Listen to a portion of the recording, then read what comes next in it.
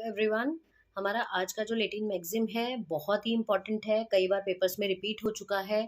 उस मैगज़ीन को पढ़ते हैं एक बार, थोड़ा-सा डिफ़िकल्ट है बोलना, तो मैं देख के पढ़ती हूँ। Nemo that quad non habit. Nemo NEMO Nemo that DAT that quad QUOD quad non habit HABET habit.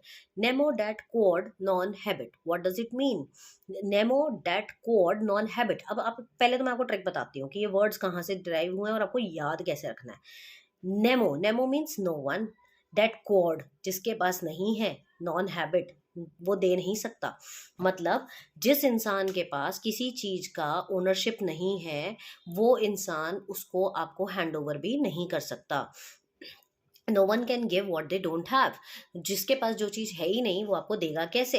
In short इसको हम नेमोडेट प्रिंसिपल भी बोलते हैं। आपसे कई बार ये भी पूछा जा सकता है, what do you mean by nemo dat principle? Nemo dat principle refers to the situation और the person who is not having any possession, any ownership of anything, and so he can not give it to you. वो आपको hand over नहीं कर सकता। For an example, अगर मेरे पास मैं आपको ये कह दूं, मैं अपना मकान आपके नाम कर रही हूँ, ठीक है, आप मुझे इसके बदले 1 करोड़ रुपया दे दो। अब मेरे नाम पे वो मकान है ही नहीं, तो मैं आपको हैंड ओवर कहाँ से करूँगी?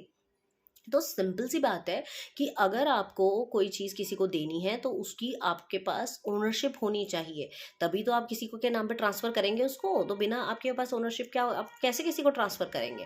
तो इसीलिए नेमोडेट प्रिंसिपल कहता है कि किसी भी चीज़ को अगर आपको किसी को देना है तो आपको राइट नहीं है सेल करने का, अगर आप उसके ओनर नहीं हैं तो। So this is very important principle, nemo dat quod non habet, that is also known as nemo dat principle. Very important Latin maxim for your legal language paper and other paper as well.